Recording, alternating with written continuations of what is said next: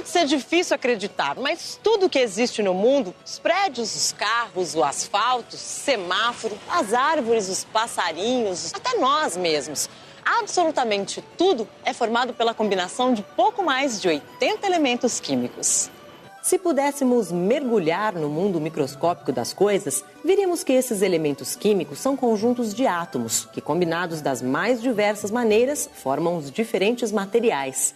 Atualmente, além dos 82 elementos químicos naturais conhecidos, existem mais 31 sintéticos, isto é, criados artificialmente. Esses elementos são organizados em uma tabela de acordo com a semelhança das suas propriedades químicas e físicas. É a tabela periódica.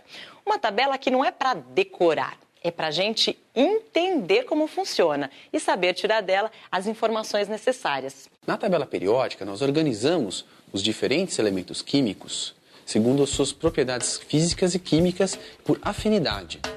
Ela organiza essas informações. Portanto, a tabela periódica é uma porta que conecta o mundo das coisas que nós vemos, das propriedades físicas e químicas, com o mundo conceitual e invisível dos átomos, dos tipos de átomos. Aqui nós temos o elemento químico estanho na forma de um metal, na forma dele puro. Eu só tenho, essencialmente, átomos de estanho.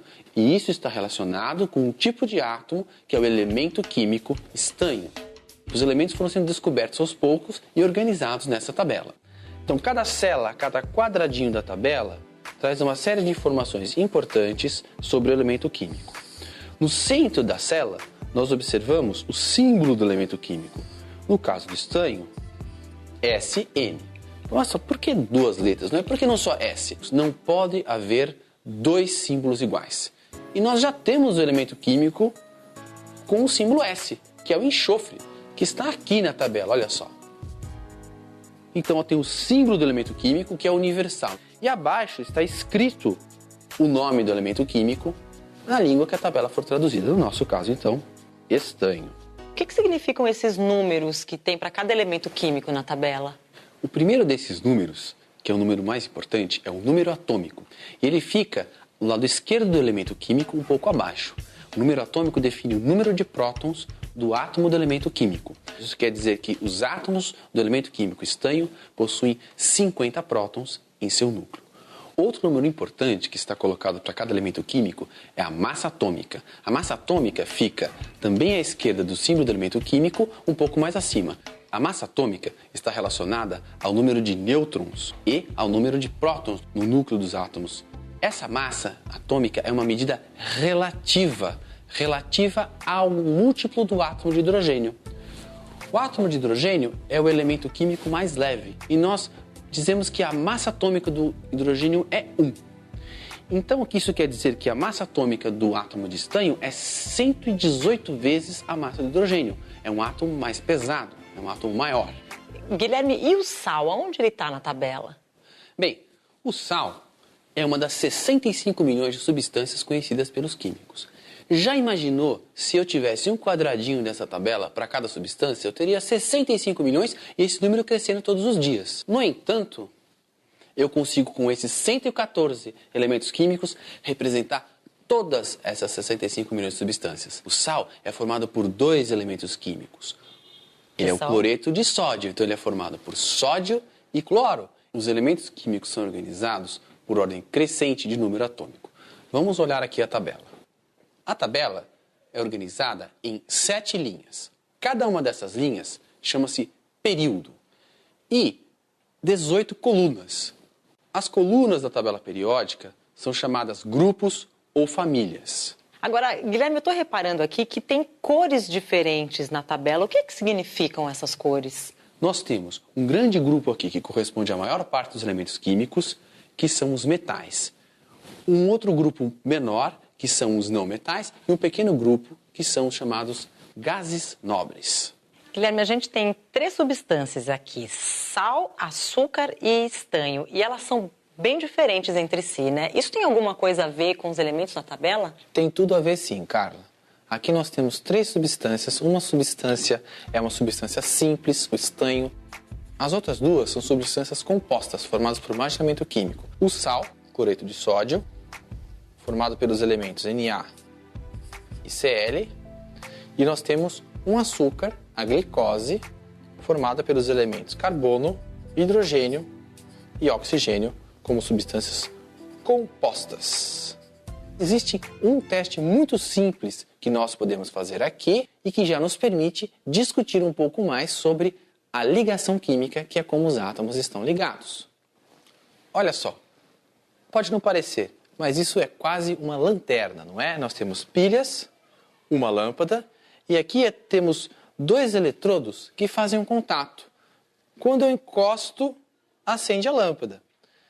Na verdade, quem vai fazer o contato e acender ou não a lâmpada são os materiais que nós queremos testar. Se o material conduz corrente elétrica, a lâmpada acende. Essa é uma experiência bastante simples. Você mesmo pode fazer. Posso fazer? Quero, claro. Encoste os dois eletrodos numa pastilha dessa de estanho. Vamos ver. Vamos ver o que acontece. Opa! Olha lá, funcionou. Acendeu. Então, o estanho, o metal, conduz corrente elétrica. Essa é uma característica dos elementos metálicos. E sendo uma substância simples, nós já podemos anotar essa informação, que um metal conduz corrente elétrica. Vamos testar o sal? O sal sólido não conduz corrente elétrica. Vamos testar este açúcar. Este açúcar sólido não conduz corrente elétrica. Os metais no estado sólido conduzem corrente elétrica. E um composto como o sal e o composto como este açúcar, no estado sólido, não conduzem corrente elétrica. Isso se deve às diferenças nas ligações químicas desses três tipos de substâncias. Para estudar mais essas diferenças e entender um pouquinho mais sobre a ligação química, precisaremos repetir o teste de condução, desta vez com todas as substâncias fundidas no estado líquido. Primeiro, vamos testar o estanho. Então aqui temos pedacinhos de estanho numa cápsula de porcelana para a fusão. Vou acender o bico de Bunsen. E agora vamos aguardar até que o estanho funda. Veja, Carla, já fundiu. É rápido, né? É sim, no caso do estanho. Bem, eu vou desligar o fogo e você já pode efetuar o teste. Tá bom, vamos ver. Acende. Você viu? Então, as substâncias metálicas conduzem corrente elétrica tanto no estado sólido quanto no estado líquido. Vamos testar o açúcar? Vamos.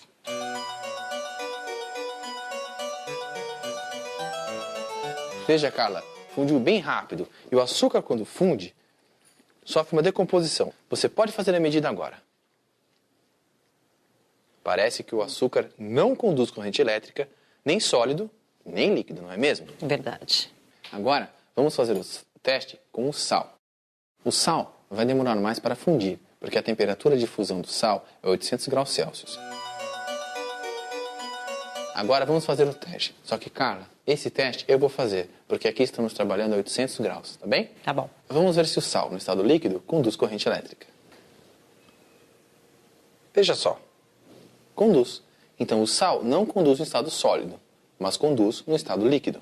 Quando nós fizemos o teste de condução de corrente elétrica no estado sólido, este açúcar não conduziu corrente elétrica. O sal também não conduziu corrente elétrica.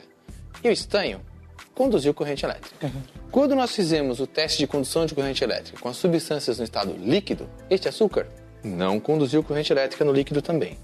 Já o sal conduziu corrente elétrica e o estanho também conduziu corrente elétrica no estado líquido. Para que haja condução de corrente elétrica, é necessário que haja cargas em movimento.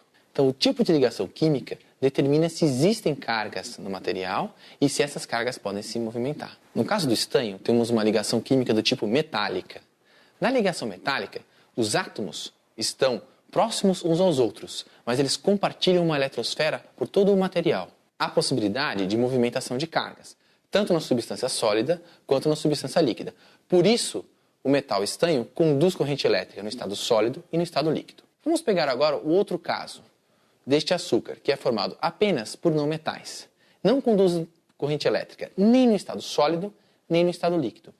No estado sólido, poderíamos dizer, bem, a ligação química é tal que há cargas, mas não há como as cargas se movimentarem, por isso não conduz. Mas ele não conduz mesmo no estado líquido, indicando que as partículas que compõem as substâncias formadas por não metais não são partículas carregadas.